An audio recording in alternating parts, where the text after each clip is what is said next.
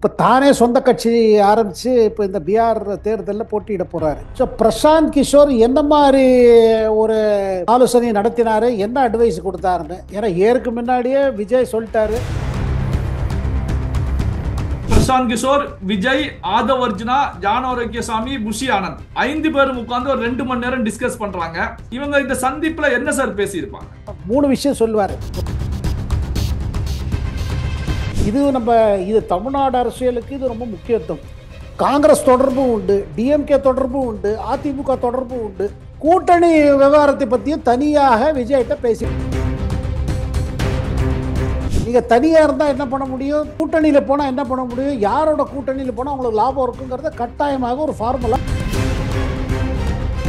டிஎம்கேயோட plus என்ன, உங்களோட minus என்ன. முதல்ல அவர் என்ன சொல்லுவாருன்னா, விஜயோட கட்சியோட கட்டமைப்பு இருக்கு பாருங்க, அதை நீங்க முதல்ல கான்செப்ட், எந்த மாதிரி எந்தெந்த ஏரியா கவர் பண்ணணும். முதல்ல கிராமப்புறத்துக்கு போவீங்களா, நகரப்புறத்துக்கு உங்களுக்கு தெரியும், கிராமப்புறத்தில் எப்படி ஆரம்பிப்பீங்க. ரியல் ஒன் நண்பர்கள் நேயர்களுக்கு வணக்கம். தொடர்ச்சியாக பல்வேறு முக்கியமான தகவல்களை டெல்லியிலிருந்து கொடுத்து கொண்டிருக்கும் மூத்த பத்திரிகையாளர் டெல்லி சேகரையர் அவர்கள் நம்முடைய இருக்கிறார்.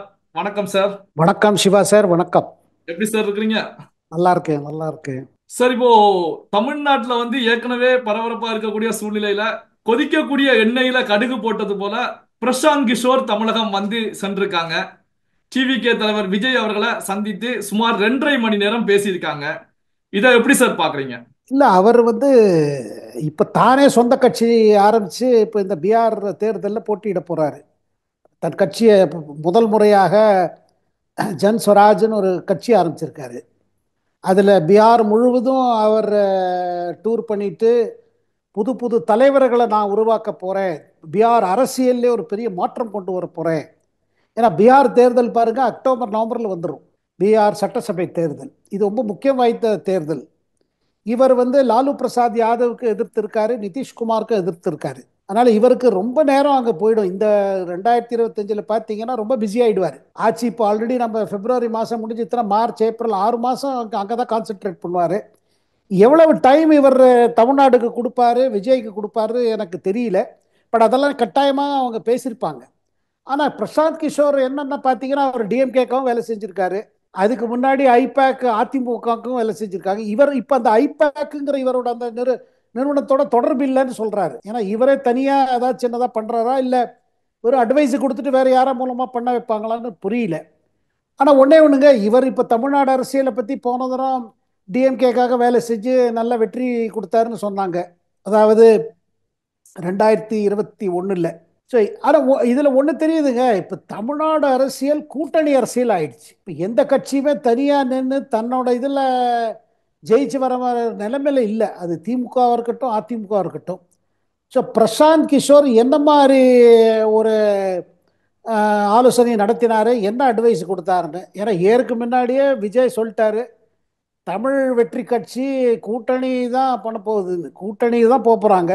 இப்போ அந்த கூட்டணியில் யாரெல்லாம் பங்கெடுப்பாங்க, இல்லை பிரசாந்த் கிஷோர் அதிமுகவையும் விஜயையும் பேச்சுவார்த்தை நடத்தி போய் ஹெல்ப் பண்ணுவாரா, இல்லை திமுகவோட எந்த உறவும் இல்லாமல் அவர் எப்படி கொடுப்பாரு. ஏன்னா அவர் ஒரு ப்ரொஃபஷனல் இது. ஆனால் எனக்கு என்ன தோணுதுன்னா, அவர்கிட்ட அவ்வளோ நேரம் இருக்காது தமிழ்நாட்டுக்கு. ஏன்னா அவர் என்ன நினச்சாரு, நம்ம மற்ற கட்சிகளுக்கு அட்வைஸ் பண்ணிட்டு இருக்கோம், நாமே ஒரு கட்சி தொடங்கி பிஆரில் ஜெயிக்கக்கூடாதுன்னு அவர் நினச்சி பார்க்குறாரு. Okay sir. அதே நேரத்துல பிரசாந்த் கிஷோர் அவர்கள் இப்ப தமிழகம் வந்தப்ப ஆதவ் அர்ஜுனா தான் ரிசீவ் பண்ணி விஜய் அவர்களுடைய பனையூர் இல்லத்துக்கு கூட்டிட்டு வர்றாங்க. இந்த சந்திப்பு சுமார் பாத்தீங்கன்னா ஒரு 2 மணி நேரம் வரைக்கும் பிரசாந்த் கிஷோர், விஜய், ஆதவ் அர்ஜுனா, ஜான் ஆரோக்கியசாமி, புஷி ஆனந்த் 5 பேரும் உட்கார்ந்து ஒரு 2 மணி நேரம் டிஸ்கஸ் பண்றாங்க. கடைசியாக ஒரு அரை மணி நேரம் ஜான் ஆரோக்கியசாமியும் புஷி ஆனந்தும் வெளியே அனுப்பி வைக்கப்படுறாங்க. பிரசாந்த் கிஷோர், ஆதவ் அர்ஜுனா, விஜய் 3 பேரும் உட்கார்ந்து பேசுறாங்க. ஆனா ஜான் ஆரோக்கியசாமி தான் தாவேகாவுக்கு வியூக வகுப்பாளராக கமிட் ஆகி வேலைகள் செய்துகிட்டு இருக்காங்க. அப்போ ஜான் ஆரோக்கியசாமி ஓரம் கட்டப்படுகிறாரா? இவங்க இந்த சந்திப்புல என்ன சார் பேசியிருப்பாங்க? இல்லைங்க, பிரசாந்த் கிஷோர் எப்போதுமே என்னன்னா 3 விஷயம் சொல்லுவார். ஒரு கட்சி தேர்தல் களத்தில் இறக்கணும்னா, ஒன்று உங்கள் மெசேஜ் என்னன்னு பாருங்க, என்ன மெசேஜ் கொடுக்க போறீங்க ஓட்டருக்கு. நீங்கள் புதுசாக களத்தில் இறங்கியிருக்கீங்க, புது அரசியல் கட்சி, உங்கள் லைன் எந்த மாதிரி லைன் எடுக்கணும், எப்படி எடுக்கணும், அது ஒரு. இரண்டாவது என்ன சொல்வாரு, வேட்பாளர்கள் அதாவது எப்படி நீங்க தேர்ந்தெடுக்க போறீங்க, கேண்டிடேட்ஸ் யாரு, எந்த மாதிரி கொண்டு போறீங்க, புதுசா கொண்டு போவீங்களா இல்ல மற்ற கட்சியிலேருந்து. இப்ப பாருங்க, புது கட்சியில மற்ற கட்சியிலேருந்து வருவாங்க. இப்ப டிக்கெட் கிடைக்காதவங்க எல்லா கட்சியிலேருந்து வருவாங்க. அங்க கிடைக்கலன்னா இங்க ட்ரை பண்ணுவோங்கன்னு வருவாங்க. அவங்கள எப்படி அட்ஜஸ்ட் பண்ணுவீங்க? மூன்றாவது, உங்களோட ஆர்கனைசேஷன் எப்படி இருக்குது, அதை எப்படி இது பண்ண போறீங்க? அவர் எப்போதுமே சொல்வது என்னன்னா, உடனடியாக விஜய்க்கு நீங்க தமிழ்நாடு முழுவதும் டூர் ஆரம்பிச்சிருன்னு சொல்லிடுவாரு.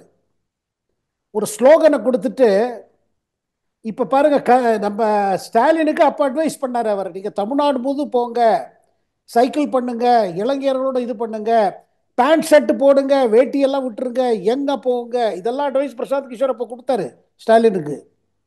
அதுல தானே இந்த ஸ்லோகனை வந்தது, நமக்கு நாம என்ன. இந்த மாதிரி ஐடியாஸ் எல்லாம் கொடுப்பாரு அவரு. ஸோ நம்ம விஜய்க்கு என்ன மாதிரி அட்வைஸ் கொடுக்குறாங்க.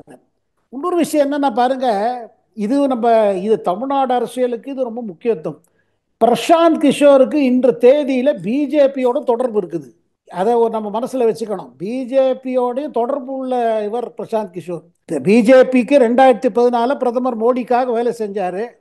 அதுக்கு பிறகு இவருக்கு அட்ஜஸ்ட் ஆக முடியல, அமித்ஷாவோட கருத்து வேறுபாடுல வெளியில வந்தாரு. பிறகு நிதிஷ்குமாருக்கு அட்வைஸ் பண்ணாரு, நிதிஷ்குமார் ஜெயிச்சு காமிச்சாரு தனியா பிஜேபி இல்லாம. ஆனா நிதிஷ்குமார் இவருக்கு ஒன்றும் சரியா பதவி கொடுக்கலன்னு சொல்லிட்டு விட்டுட்டு போனாரு. அப்புறம் காங்கிரஸ் கிட்ட போனாரு. காங்கிரஸ்ல போய் அங்கேயும் ஒரு பதவியை எதிர்பார்த்தாரு. ஐடியாஸ் அவர் தான் கொடுத்தாரு. காங்கிரஸ் இப்படி ரிவைவ் பண்ணணும்னா இப்படி பண்ணுங்க, மறுமலர்ச்சி காங்கிரஸுக்கு இது பண்ணுங்க. ராகுல் காந்திக்கு இந்த பாரத் ஜோடோ யாத்ரா ஒன்று பண்ணார் பாருங்க, இதுக்கு ஐடியா கொடுத்தது அவர் தான். இப்ப நம்ம ஒன்று கட்டாயம் ஒரு நம்ம இது ஆயிக்கலாம். நம்ம விஜய்க்கு அவர் கட்டாயம் சொல்லியிருப்பாரு, எப்படி பாரத் ஜோடோ யாத்ராவை தமிழ்நாடு ஜோடோ யாத்ரா, தமிழ்நாடு முழுக்க நீங்க லிங்க் பண்ணுங்க, தமிழ்நாடு முழுக்க ஒரு டூர் ஆரம்பிச்சிருங்கன்னு சொல்லியிருப்பார், கட்டாயம் சொல்லியிருப்பார். அதாவது ரெண்டு கட்டத்தில் பண்ணுங்க, ஒன்று இப்போ உடனடியாக ஒன்று பண்ணுங்க, அதுக்கு பிறகு தீபாவளிக்கு முன்னாடியோ பின்னாடியோ ஒரு டூர் பண்ணுங்கன்னு சொல்லுவார். நீங்க டூர் பண்ணீங்கன்னா உங்க ஆர்கனைசேஷன் ரெடி ஆயிடும்னு. இப்போ நீங்க அடுத்த கேள்வி கேட்டீங்க, இப்போ ஜான் ஆரோக்கிய சுவாமிக்கு என்ன ரோல் இருக்குன்னு.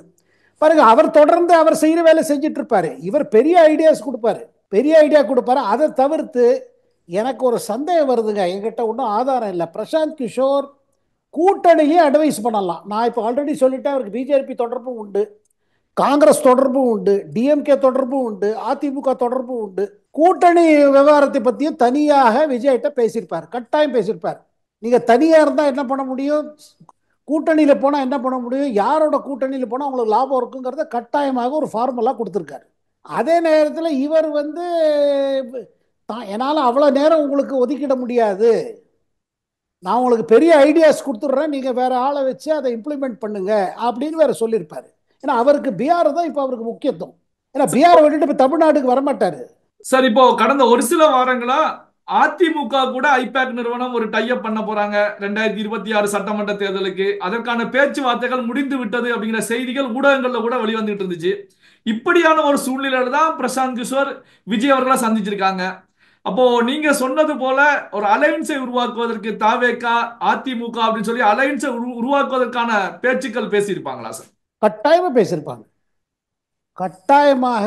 உங்களை அதாவது பாருங்க, முதல்ல விஜய் எப்படி தன்னை ஒரு தலைவராக ப்ரொஜெக்ட் பண்ணணும், எந்த மாதிரி பிரச்சனை நீங்க தமிழ்நாட்டில் மக்களை பாதிச்சுட்டு இருக்கோ அதை எப்படி எடுத்து சொல்லணும், ஒரு நல்ல ஸ்லோகன் எப்படி பண்ணணும், அது தமிழ்நாடு அதாவது ஏதாவது இப்போ நமக்கு நாமே மாதிரி கொடுத்தாரு பாருங்க ஸ்டாலினுக்கு, அந்த மாதிரி ஒரு நல்ல ஸ்லோகனை சொல்லியிருப்பாரு. அதுக்கு அடுத்தது ரொம்ப முக்கியம் என்னன்னா, நான் உங்களுக்கு ரெண்டு, ஏன்னா பிரசாந்த் கிஷோர் ரெண்டு விஷயம் பண்ணுவார். கூட்டணிக்காக மத்தியஸ்து பண்ணி பேசுவார் ஒன்று, இரண்டாவது நிதி திரட்டி கொடுப்பாரு. உங்களுக்கு இப்போ தமிழ்நாடு அரசியலில் உங்களுக்கு நிதி தேவை, கட்சி ஒரு தேர்தல் ஒரு கட்சி நடத்துறது, விஜய் கிட்ட நிதி இருக்குது, அவர்கிட்ட நிறைய ஃபண்ட்ஸ் இருக்கு, ரிசோர்ஸ் இருக்கு. அதை தவிர்த்து இவர் பாம்பே இங்கே அங்கே இருக்கிற இண்டஸ்ட்ரியல் ஹவுசஸ் எல்லாம் பேசி எல்லாம் பண்ணுவார். அதுதான் அவரோட மெயின் இம்பார்ட்டன்ட் ரோல். டிஎம்கேக்கும் அந்த மாதிரி வேலை பண்ணியிருக்காரு. அதே மாதிரி இவருக்கும் சொல்லுவார். நீங்க சொல்வது போல இப்போ பாருங்க, ஐபேக் நிறுவனத்தோட எனக்கு தொடர்பு இல்லது தொடர்ந்து சொல்லிட்டு இருக்காரு அவர். அது தனியாயிடுச்சு, நான் ஆரம்பிச்ச இதுதான், ஆனால் அவங்களே பண்ணிக்கிறாங்க, அது ப்ரொஃபஷனலாக நடக்குதுங்கிறாரு. பட் டெஃபினட்டா கூட்டணிக்கு இவர் ஒரு இது மாதிரி போவார். ஆனால் இவர் யாரோட எப்போ பேசுறதுன்னு தெரிய கூட தெரியாது. டெல்லியிலே சந்திச்சிருவாரு, பெங்களூர்ல சந்திச்சிருவாரு, பாம்பேல சந்திச்சிருவாரு. விஜய்க்கு நல்ல ஐடியாஸ் கொடுத்துருப்பாரு, கூடவே தன்னோட ஃபீஸும் பேசியிருப்பாரு, எவ்வளோ ஃபீஸ் வாங்குவாருன்னு. Okay sir. இப்போ கடந்த 2021 திமுகவுக்கு வெற்றி வாகை சூடி கொடுத்ததுல பிகே உடைய பங்கு மிக முக்கியமான பங்கு. இப்போ முதலமைச்சராக ஸ்டாலின் அவர்கள் நீடிப்பதற்கு அச்சாரம் போட்டவரே இந்த பிகே அப்படின்னு சொல்லலாம். இப்படிப்பட்ட பிகே இந்த பக்கம் தாவேகாவுக்கு வியூகங்கள் அமைச்சு கொடுக்கக்கூடிய நிலையில, ஐடியா கொடுக்கக்கூடிய நிலையில வந்தா திமுகவுடைய பிளஸ் மைனஸ் எல்லாமே பிகேக்கு தெரியும். அப்போ உதயநிதி ஸ்டாலினுடைய எதிர்கால முதல்வர் கனவுக்கு பிகே மூலமாகவே ஒரு தடங்கள் ஏற்படுமா, தடை ஏற்படுமா, கனவு கலைத்து வைக்கப்படுமா சார்? இல்லை, டெஃபினட்டாக பாருங்க. இப்போ நம்ம அர்ஜுன் தான் அவரை கூட்டிட்டு வந்திருக்காரு. ஏன்னா அவருக்கு டிஎம்கே பொறுத்த மட்டும் நல்லா இப்போ நீங்கள் கூறுவது போல அவங்களோட ப்ளஸ் மைனஸ்ஸு எந்த மாதிரி அவங்க ஸ்ட்ராட்டஜி வச்சுப்பாங்க, அப்புறம் இப்போ இருக்கிற புது லீடர்ஷிப்பில் இப்படி போகிறாங்க, இதுக்கெல்லாம் ஒரு ஐடியா இருக்கும். ஏன்னா பாருங்கள், தேர்தலில் அட்வைஸ் பண்ணுறதுக்கு நிறைய கம்பெனிஸ் கிடையாது, ஒரு 4-5 பேர் தான் பண்ணிகிட்டு இருக்காங்க. இப்போ பிஜேபி பொறுத்த மட்டும் அவங்களுக்கு இன் ஹவுஸே இருக்குது. அவங்க இன் ஹவுஸே சர்வே பண்ணுவாங்க, இன் ஹவுஸே ஆள்லாம் இருக்காங்க. இப்போ இல்லை, அவர் கட்டாயமாக விஜய்க்கு எல்லாம் எடுத்து சொல்லுவார். ஒரு அக்ரிமெண்ட் ஆயிடுச்சு வச்சுக்கோங்க, ஒரு ஒப்பந்தம் வந்துருச்சுன்னா கட்டாயமாக அவர் எல்லா அட்வைஸும் கொடுப்பாரு. அதில் எல்லாம் வரும். அவங்க பாயிண்ட்ஸ் என்ன இருக்கும், உங்கள் பாயிண்ட்ஸ் என்ன இருக்கும், டிஎம்கேயோட ப்ளஸ் என்ன, உங்களோட மைனஸ் என்ன. முதல்ல அவர் என்ன சொல்லுவாருன்னா, விஜயோட கட்சியோட கட்டமைப்பு இருக்கு பாருங்க, அதை நீங்கள் முதல்ல கான்சென்ட்ரேட் பண்ணுங்க பாரு. அதுக்கு கான்சென்ட்ரேஷன் நீங்கள் பண்ணணும்னா, அது முழுமையாக அதில் நீங்கள் நேரம் ஒதுக்கணும்னா நீங்கள் டூர் ஆரம்பிச்சிருக்கோம் பாரு. அதனால் ஒன்று சொல்லாங்க, ஆக்டர் விஜய் கூடி சீக்கிரத்தில் தமிழ்நாடு முழுவதும் அவரோட டூர் ஆரம்பிச்சிடும். இல்ல, ஏற்கனவே ஒரு டாக் கடந்த ஒரு சில நாட்களாகவே போய்கிட்டு இருக்கு சார். வரக்கூடிய மார்ச் மாதம் விஜய் அவர்கள் டூர் ஆரம்பிச்சிருவாரு, தமிழகம் முழுவதும் சுற்றுப்பயணத்தை ஆரம்பிச்சிருவாரு. ஆதவ் அர்ஜுனா அதற்கான வேலைகளை பார்த்துக்கிட்டு இருக்காரு அப்படிங்கிற செய்திகள் வெளியாயிட்டு இருந்துச்சு. இப்போ பிகே உடைய சந்திப்பும் நீங்க சொல்வது போல இந்த டூர் 234 தொகுதிகளும் சுற்றி வரக்கூடிய ஒரு நிகழ்வு நடைபெறும் அப்படிங்கிறீங்க. அப்போ விஜய் அவர்களுடைய கட்டாயமாக. இந்த சுற்றுப்பயணம் எப்படி சார் தாவேகாவுக்கு மக்கள் மத்தியில செல்வாக்கை மென்மேலும் அதிகரிக்குமா சார்? இல்லை, கட்டாயமாக பாருங்க, நீங்கள் டூர் பண்ணீங்க தான் அந்த ஒரு தொகுதியில நீங்கள் ஒரு 2 நாள் கொடுக்க முடியாது இருக்கும். அப்போ நீங்கள் 234 தொகுதினா அட்லீஸ்ட் ஒரு நாள் வச்சுருந்தா கூட அதுக்கு 200 நாள் ஆகிடும். இப்போ ஆரம்பிச்சாதான் நீங்கள் தீபாவளிக்கு முன்னாடி முடிக்க முடியும். அண்ட் ஒரு டூருக்கு 2 டூர் தேவைப்படும். அந்த டூர் எப்படிப்பட்ட டூரு, இது பிரசாந்த் கிஷோர் ஐடியா சொல்லுவார். அப்புறம் இப்போ தமிழ்நாட்டில் இப்போ வெயில் கொளுத்த ஆரம்பிச்சிடும். இப்போ பாருங்க, மார்ச் ஏப்ரல்லாம் பயங்கர வெயில். அந்த வெயிலில் டூர் போகிறது கஷ்டம், மக்கள் அங்கங்கே நின்று பார்க்கறது கஷ்டம். ஆனால் இவர் புது ஐடியா கொடுப்பாரு. எந்த மாதிரி டூர் போகணும், நீங்கள் எந்த மாதிரி எந்தெந்த ஏரியா கவர் பண்ணணும், முதல்ல கிராமப்புறத்துக்கு போவீங்களா, இல்லை நகரப்புறத்துக்கு உங்களுக்கு தெரியும், கிராமப்புறத்தில் எப்படி ஆரம்பிப்பீங்க, தென் தமிழ்நாட்டில் முதல்ல ஆரம்பிப்பீங்களா, இல்லை கோயம்புத்தூர் சைடில் ஆரம்பிப்பீங்களா, இல்லை சென்னையிலேருந்து ஆரம்பிப்பீங்களா, இதெல்லாம் ஐடியா கொடுப்பாரு. இதெல்லாம் டேட்டா கலெக்ட் பண்ணி எந்த மாதிரி போனால் எப்படி மெசேஜ் இருக்கும். ஆனால் எல்லாத்தோடையும் நீங்கள் டூர் போகும்போது எந்தெந்த மேட்டரை எடுத்து வெளியில் வைக்கணும்னு முதல்ல உடனடியாக ஒரு ஸ்லோகன் கொடுத்துருவாரு. பார்த்தீங்கன்னா கூடி சீக்கிரம் தமிழ் வெற்றி கட்சி இப்போ தான் அவங்க ஃப்ளாக் இது பண்ணாங்க, சிம்பிளுக்கு ஆஃப் பண்ணாங்க, ஒரு பாட்டு வேற இது பண்ணாங்க. அடுத்து ஒரு ஸ்லோகன் இருக்குங்க, அந்த ஸ்லோகனை அதை முழுமையாக தமிழ்நாடு முழுமையாக அதை இது பண்ணுவாங்க. இப்போ நமக்கு நாமேங்கிறது நம்ம கேட்சியாக போச்சு. இப்போ அந்த மாதிரி ஏதாவது கேட்சியாக ஏதாவது கொடுப்பாரு அவர். கொடுத்துட்டு எப்படி பேலன்ஸ் பண்ணணும், இங்கே பாருங்க, இன்னைக்கு தமிழ்நாடு தேர்தலில் முக்கிய விஷயம் என்னன்னா, ஓட்டர்ஸோட ப்ரொஃபைல் வேண்டியிருக்குது, காஸ்ட் வைஸ் பார்க்க வேண்டியிருக்கு, ரீஜன் வைஸ் பார்க்க வேண்டியிருக்கு, எந்தெந்த தொகுதியில் எந்த மாதிரி இருக்குது, எந்தெந்த மாதிரி கேண்டிடேட்ஸ் போகணும், எவ்வளோ எக்ஸ்பீரியன்ஸ்ட் கேண்டிடேட்ஸ் போடணும், எவ்வளோ யங் வேணும், சீனியர் எவ்வளோ வேணும், உங்கள் கட்டமைப்பில் என்ன புதுசாக என்ன செய்ய போகிறீங்க. அவர் எப்போதும் என்ன பண்ணுவாருன்னா, முதல்ல கேட்டுப்பார், இன்னைக்கு தமிழ்நாடு மக்களில் ரொம்ப அதிகமாக பாதிக்கிறது எதுன்னு கேட்டுப்பார். எதை சொன்னா உடனே மக்கள் ஆமா இதுதான் டக்குனு கேட்ச் ஆயிடும். இப்போ பிரசாந்த் கிஷோரோட தனி ரிசர்ச் டீம் ஆல்ரெடி கொஞ்சம் ஸ்டடி பண்ணியிருப்பாங்க, பண்ணி இது இது செய்யணும், இது இது செய்யணும், இது இது செய்யக்கூடாது இருக்கும். அதுல பல்வேறு முக்கியமான தகவல்களை நம்முடைய வாசகர்களுடன் பகிர்ந்து கொண்டதற்கு ரொம்ப நன்றி சார். வணக்கம், நன்றி.